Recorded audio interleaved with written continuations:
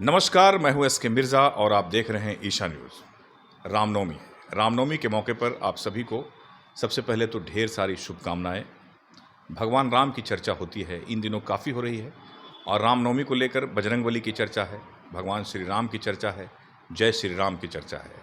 हमारे बीच मौजूद हैं समाज सेवी कृष्ण मुरारी प्रसाद जी, जो प्रोफेसर के नाम से भी जाने जाते हैं और समाज में इनकी एक अलग पहचान है और बड़े ही मृदुभाषी हैं, सब लोग इनको जानते भी हैं।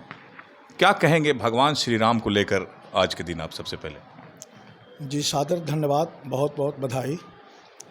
राम का संपूर्ण जो चरित्र है वो एक दर्पण की तरह है, जिसमें हम अपने हिसाब से जो हमारे चेहरे की मूल छवि है उसको हम देखते हैं। अगर राम के संपूर्ण चरित्र को मैं अक्सर समाज में जहाँ कहीं भी बैठता हूँ तो मैं लोगों को कहता हूँ कि राम को एक बार जानना चाहिए, क्योंकि अगर आप सामाजिक व्यवस्था हो, राजनीतिक व्यवस्था हो या पारिवारिक व्यवस्था हो, अगर उसमें समझना है तो आपको राम को समझना होगा। कैसे समझेंगे? क्या आप कहना चाहते हैं? मैं कहना चाहता हूँ कि राम जो राष्ट्र नायक,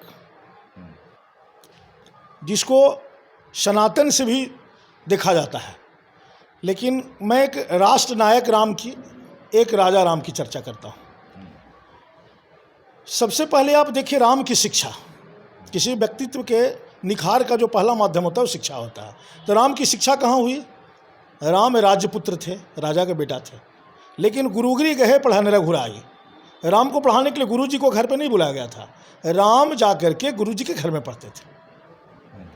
उसके बाद आप राम थोड़ा और बड़े हुए तो भाइयों में इतना सद्भाव था कि राम खेल में भी अपने भाइयों को हराते नहीं थे, वो हार जाते थे। ये प्रेम था भ्रातृत्व का राम के प्रति, जबकि राम 4 भाई थे, सब सौतेले थे, लेकिन प्रेम इतना था कि जब लक्ष्मण मूर्छित होते हैं तो राम कहते हैं कि जगह में न मिली है सहोदर भ्राता।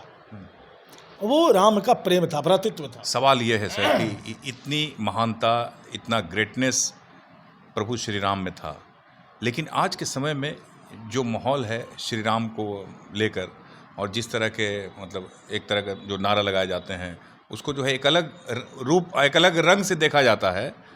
जो नारा लगता है जय श्री राम, तो लोग अब अलग समझते हैं। उनके व्यक्तित्व के बारे में बहुत कम बातें लोग करते हैं। जी मैं वहीं पे हूँ सर।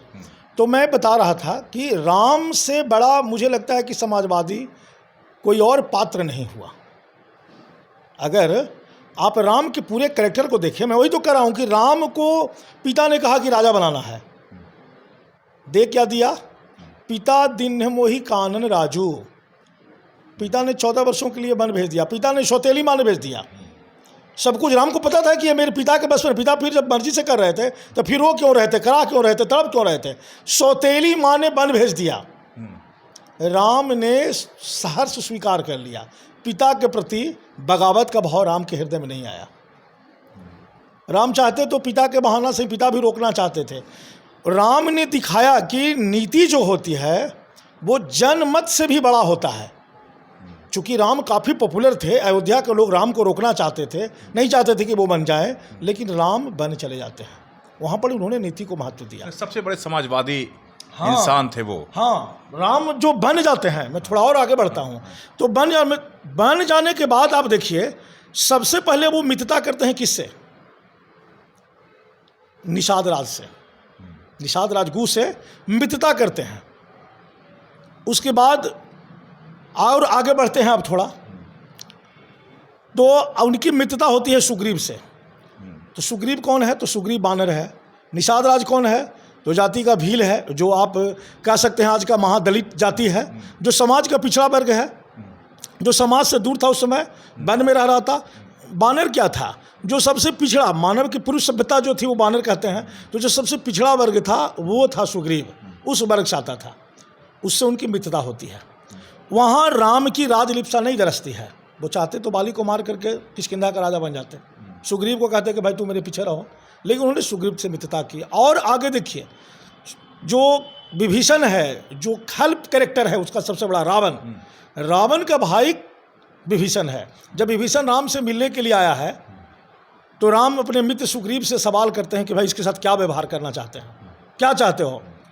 राम को सुग्रीव कहते हैं कि भाई इसको बांध के रखिए, जान न जाई निशाचर माया, अकाम रूप के ही कारण आया। लेकिन राम उसके साथ वैसा व्यवहार नहीं करते हैं, उससे भी मित्रता का व्यवहार करते हैं, उसको राजगद्दी दे देते हैं और राजा बन चाहते, अगर वो रावण का वध कर देते हैं तो चाहते तो राम लंका का राजा बन जाते, लेकिन उन्होंने वहाँ भी उसकी स्वामित्व का, उसकी रक्षा का, उसका जो अधिकार था उसका रक्षा किया। यानी राम के किस, हाँ और एक बात में छूट गई, राम ने नवधा भक्ति का उपदेश दिया किसको? सबरी को। सबरी कौन थी? तो जाति की भिल्ली थी, वन में रहती थी।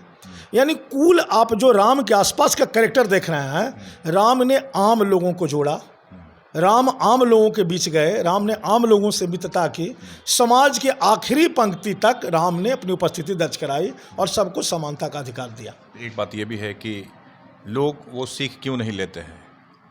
अभी के समय में सिर्फ जय श्री राम का नारा लगाना और पुरुषोत्तम भगवान श्री राम के व्यक्तित्व से सीखना, क्या मानते हैं इन दोनों में क्या अंतर है या क्या आपको दिखता है अभी के समाज में? जी हाँ, बिल्कुल आप सही बोल रहे हैं। देखिए, भक्ति जो है तो भक्ति एक आंतरिक आस्था की चीज़ है और भक्ति हमेशा सकारात्मकता का संदेश देती है।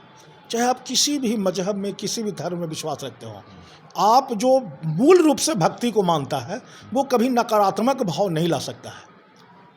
तो जो अगर राम के नाम पर नकारात्मकता का भाव लाते हैं वो राम को नहीं जानते हैं, राम के कैरेक्टर को नहीं जानते हैं। राम के राज्याभिषेक का मुख्य अतिथि कौन था? एक मल्लाह था जिसने राम को गंगा पार कराया था और उतराई नहीं लिया था। राम की सोच कहाँ तक थी? सोचिए कितना बड़ा सोच था। यानी समाज में जो हर व्यक्ति से प्रेम करता है, जिसके हृदय में सबके लिए बराबर भाव है, प्रेम का भाव है, तो निश्चित है कि अगर हम अब राम को पाना चाहते हैं, उसके रामत्व को अपने हृदय में धारण करना चाहते हैं, तो समाज में समता को लाना होगा, प्रेम को लाना होगा, कल्याणकारी भाव रखना होगा, तभी इसकी कमी आपको दिखती है? इसकी कमी आपको दिखती है अभी के समय में? देखिए, बौद्धिक क्षमता लोगों में अलग अलग, साफ साफ बताइए। जी हाँ, मैं वही कह रहा हूँ कि बौद्धिकता अलग अलग होती है, सबको बराबर बुद्धि तो मिलती नहीं है। मानव और पशु का ही फर्क होता है बुद्धि। तो जो मानव भाव रखते हैं वो कभी किसी बात में नहीं बहते हैं, किसी कट्टरता में नहीं पड़ते हैं, और जिनमें बुद्धि की थोड़ी सी अगर कमी है, छिछलापन है, तो वो संकुचन में पड़ सकते हैं, जकड़ सकते हैं। वैसे लोगों के लिए भी मेरी प्रार्थना है कि राम उसको सद्बुद्धि दे। इसका मतलब राम सबसे बड़े समाजवादी? हाँ, राम का कैरेक्टर अगर आप भारतवर्ष के या पूरे विश्व के अगर आप सारे ग्रंथों को पढ़ें, मैं सिर्फ धर्म ग्रंथ की बात नहीं कर रहा हूँ, सारे ग्रंथों के, और किसी एक कैरेक्टर को पढ़ना है तो आप राम को पढ़िए। बहुत बहुत आभार आपका। जी, सादर धन्यवाद। तो प्रभु श्री राम के बारे में आपने सुना कि सबसे बड़े समाजवादी और सभी को लेकर चलने वाले, हर कदम पर अपने से छोटे या कमतर लोगों को भी साथ लेकर चलने वाले मर्यादा पुरुषोत्तम राम की चर्चा अभी आपने प्रोफेसर कृष्ण मुरारी जी के द्वारा सुनी। ज़रूरत है अभी के समय में सीख लेने की भगवान श्री राम के व्यक्तित्व से। हालांकि इसकी कमी दिखती है, इस पर भी प्रकाश इन्होंने डाला है।